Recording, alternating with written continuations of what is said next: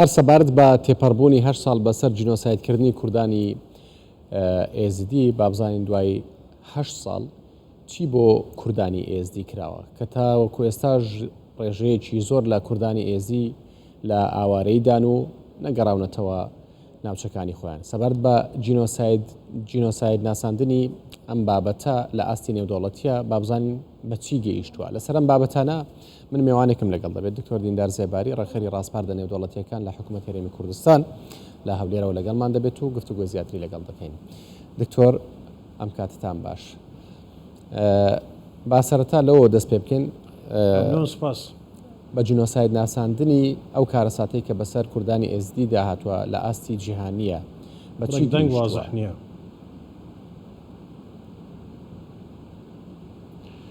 بەڵێ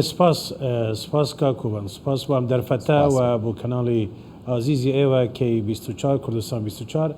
بەڵێ ئێمە بە پێ بڕیاری ئەنجومەنی ئاسایشی نێودەوڵەتی 2379 کە لە 2017 دەرچووە حکوومەت یاریمی کوردستان بەشەکە لە پابەندبوونی عێراق وەکو وڵات بەو بڕیارە کە بڕیارێکی نێونەتەوەیی و نێودەوڵەتیە. ئەم بڕیارە یەکەم جارە لەسەر ئاستی عێراق دەردەچێت و ئەویش بە داواکاری عێراق بووە کە هاوکاری عێراق بکرێت بۆ ئەوەی کە ئەو تاوانبارانە کە داعش بوونە و کوشتاریان ئەنجامداوە لە عێراق جنسایدیان ئەنجامداوە لەسەر ئەو بنەمانە لە بەپێ ئەو بنەمان نێودەوڵەتیانە کە یاسای نێودەوڵەتین ئەویش یاسای کۆمەڵکوژیە یاسای دژی مرۆڤایەتیە و هەروەها یاسای جەنگە ئەمانە تاوانبارن و ئەوانە دەبێت بدرێن بە دادگا و ئەو دادگاش دەبێ عێراقی بێت لەسەر ئاستی عێراق بێت بەڵام بە پێوەری نێودەوڵەتی بە هاوکاری نێودەوڵەتی. ئەمە بڕیاری ئەنجومەنی ئاسایشی نێودەوڵەتیە. حکوومەتی هەرێمی کوردستان لە ماوەی 3 ساڵی ڕابردوو ڕاستەخۆ هەماهەنگی هەبووە لەگەڵ تیمی نێودەوڵەتی کە پێدەگوترێت یونیتات و ئەمڕۆ لە بەم مناسبەتە بەم بوونەوەیە لە وتاری جەنابی سەرۆکی حکوومەت وازەحە و هاتووە کە حکوومەتی یاریمی کوردستان بەردەوام بووە و هەماهەنگ بووە لەگەڵ تیمی نێودەوڵەتی کە بەرپرسیارەتی ناساندنی کەیسی شنگار و کەیسەکانی تریش کە قوربانیانی دەستی داعشن ببن بە جنساید یان کو هاوکاری بکرێت بە ئەوەی کە کێسانە تەدوین بکرێن وەکو جنساید بە پێ ئەو یاسا نێودەوڵەتیانە. بۆیە حکوومەت یارێن بە پاڵپشتی خودی جەنابی سەرۆکی حکوومەت هەم پرۆژەی هەبووە و هەمیش هەماهەنگی هەبووە لەگەڵ ڕاوێژکاری تایبەتی سکرتێری گەشتنەتەوەی گرتووەکان و حزوورێکی فعالیشمان هەبووە لەسەر ئاستی بەغدا و دەرەوەش. باش ڕاستە ئەبێ دادگایی بکرێن ئەو تاوانبارانی داعش بەڵام حکوومەتی عێراقی ئەیوێ بە مادەی تیرۆر ئەمانە دادگایی بکات ئەمانش کاریگەریانە بێت لەسەر ئەوەی کە ئەم کەیسە بە جینۆساید بناسێنرێت لەسەر ئاستی جیهانە. ئێوە چیتان کردووە بۆ ئەوەی ئەمانە بە مادەی تیرۆرە دادگایی نەکرێن؟ بەڵێ خۆ ئەم پرۆسەیە لە حقیقەتدا دوو قوناغ لە خۆ ئەگرێتەوە. قوناغی یەکەم کۆکردنەوەی زانیاریە بەڵگەیە و لێکۆڵینەوەیە. قوناغی دووەم قوناغی دادگاییکردنە. هەرێمی کوردستان لە 3 ساڵی ڕابردوو لە پرۆسەی یەکەمدا بەدەیان دەتوانم بڵێم 1000 دۆکیومنت بە یونیتادی داوە و هەروەها دەستی بە ئەرشیڤکردن کردووە کە ئەمە دەبێتە بنەمای سەرەکی یام کەیسانە و ئەم دۆسیانە لە دادگایەکی تایبەتمەند لە داهاتوودا لەسەر ئەو بنەما نێودەوڵەتیانە کە کەیسەکان وەکو جنساید بناسرێت. ئەوی قوناغی دووەمە ئەوی کە جەناب باسی لێ دەکەی ئێمە لە هەرێمی کوردستان خۆ یاسای دژە ترۆرمان هەبوو عەفەن یاسای ترۆرمان هەیە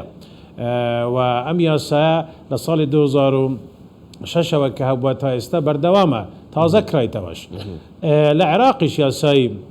بەرەنگاربوونەوەی ترۆر هەیە بەڵام ئەوی کە بڕیاری ئەنجومەنی ئاسایشی نێودەوڵەتی ئەم جارە داوا دەکات بە پێی دیدی نێودەوڵەتی و دیدی ناوخۆش ئەو تاوانانەی کە داعش ئەنجامی داوە لە عێراق ئەم جارە تاوانی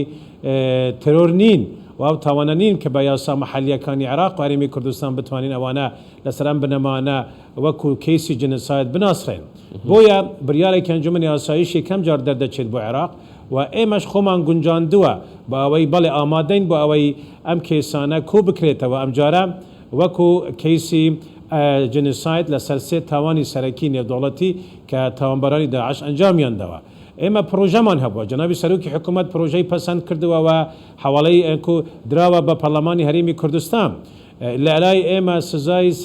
سزای لە سێدارەدان لە ساڵی 2008ەوە ڕاگیراوە لە زۆر کەیسەکان ڕاگیراوە و ئەمە بوویتە جێگای دڵخۆشی تا حەدێک بۆ کۆمەلگای نێودەوڵەتی بە تایبەتی UN و بڕیاری ئەنجومەنی ئاسایشی نێودەوڵەتی چونکە یەکێک لە تایبەتمەندیەکانی پشتگیری نێودەوڵەتی بۆ ئەم کەیسە ئەوەیە کە دەبێت سزای لە سێدارەدان لە عێراق نەمێنێت بە تایبەتی بۆ ئەوانەی کە دادگایی دەکرێن ئەگەر هاتوو پسپۆری نێودەوڵەتی و بڕیاری نێودەوڵەتی و بەشداری نێودەوڵەتی لەو جۆرە دادگاییکردندا هەبێت بۆیە ئەمە مەرجی سەرەکی دەولیە بۆ هەموو لە وڵاتە حکوومەتی هەرێمی کوردستان دەست پێشخەری هەبووە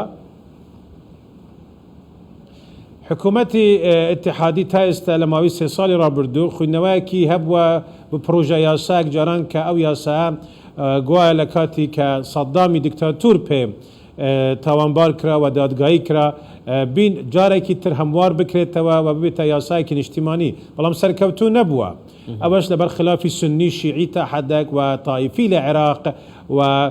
بوونی تری سیاسی لە پرۆسەیە و ئەوە بەداخەوە مایتێکردنێکی سلبیشی هەبووە لە سەرئاستی هەرێمیش کە ئێمە نەمانتوانیوە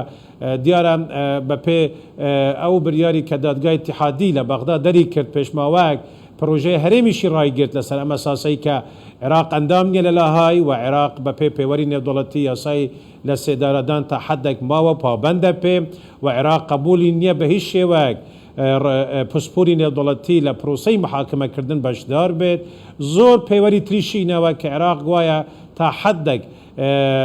تحفظاتی هەیە لەسەر ئەم بریارە و جێبەجێکردنی بریاری نێودەوڵەتی بەڵام ئێمە وەکو هەرێم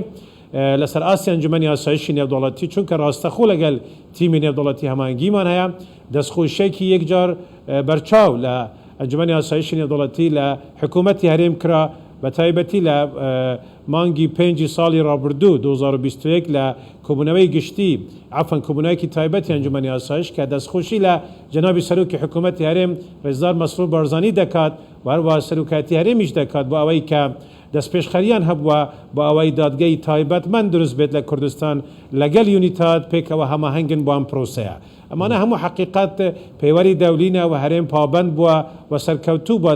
تا گەشتی ئەم هەمانگی ئەمڕۆ بەڵام بەبێ حکوومەتی عێراقی دەتوانرێت با بڵێن ئەم دادگایە کارەکانی ڕەوایەتی پێ بدرێت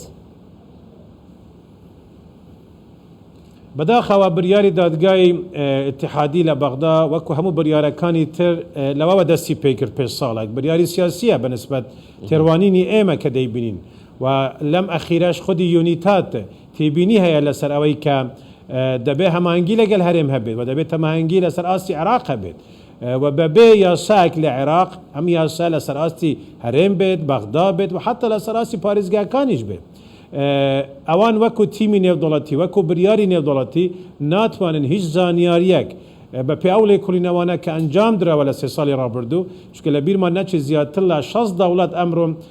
نوێنەری هەیە یان کاتوانێت بڵێن پسپۆری ئەم وڵاتانە ئەمڕۆ لە تیمەکانی یونیتات لە هەولێر و دهۆک و لە بەغدا دەست بەکار بوون ئەمانە لەسەر دۆسیە سپایکەر شنگار بادۆش و چەند دۆسیەی تر ئیشی جدیان کردووە و لێکۆڵینەوەی خوان هەبووە بەردەوامیشن و ئەم لێکۆڵینەوانە تا ئێستا بە عێراق نەدراوە و حجەتی سەرەکیش ئەوەیە کە عێراق نەیاسایی دەرکردووە بە پێ ئەو یاسا نێودەوڵەتیانە و پێوەرە نێودەوڵەتیانە و نە عێراق هیچ هەماهەنگێشی بڵێ ڕێگا خۆشکارێکیشی بووە تا ئەم لەحظەیە بە ئەوەی کە پێوەری نێودەوڵەتی وەکو یاسا لە سێدارەدان گفتوگۆ لەسەر بکرێت دەرکردووە نەئەندامە لە دادگای لاهای نە هاوکارشە بۆی ئەم کێسە بە جینۆساید بناسێنرێت چارەسەر چییە؟ بەڵێ ئێمە وەکو هەرێمی کوردستان نوێنەراتیمان هەیە لە ئەو لژنەی تەنسیقیش کە لە بەغدا هەیە زیاتر لە 25 کوبوونەوە تا ئێستا لە بەغدا ئێمە بەشدار بووینە بەڵام ئەوی ئەیبینم حەزەکەم زۆر شەفاف و واضح بوون بۆ خەڵکی کوردستان و خەڵکی عێراقیش پەرلەمانی عێراق سەرکەوتوو نەبووە کە یاسایەک دەربکات بە پێ ئەو پێوەرە بە پێ بریاری ئەنجومەنی یاسایش کە خودی عێراق داوای کردووە دوو محکمەی اتحادی یان دادگای اتحادی لە بەغدا ڕێگر بووە بۆ هەرێمیش بتوانیت ئەم یاسا دەربکات تا ئەم لەحظەیە ئەوێ ئەمێنێتەوە ئێمە ئەو قسە بۆ ئەنجومەنی ئاسایشمان باس کردووە عفەن بە ئەنجومەنی ئاسایشی دەوڵەتیمان داوە خۆم لە نیویۆرک بووم پێش ماوەک و لە حتى لە گفتوگاکانیشمان کە بووە بە حضوری جەنابی سەرۆکی حکوومەت و حکوومەتی هەرێم و لە گفتوگانی کە وەزیری ناوخۆش بووە لەم دوایە بە پێی لژنەی جنسایت کە هەمانە لە هەرێمی کوردستان لەگەڵ یونیتا ئەوی لەسەر ئێمە وەکو هەرێم ئێمە ئەنجاممان داوە بەڵام گرنگ ئەوە ئێستا ئەنجومەنی ئاسایشی نێودەوڵەتی لە ڕێگای سکرتێری گشتی ئەو فشارە بکاتە سەر عێراق باوەی عێراق چیتر ئەم پرۆسەیە تاخیری نەکات و دوای نایەخێت. سپاس بۆ دکتۆر دیندار زێباری ڕێکخەری ڕاستپاردە نێودەوڵەتیەکان لە حکوومەت هەرێمی کوردستان کە لە هەولێرەوە لەگەڵمان بووی. سپاس.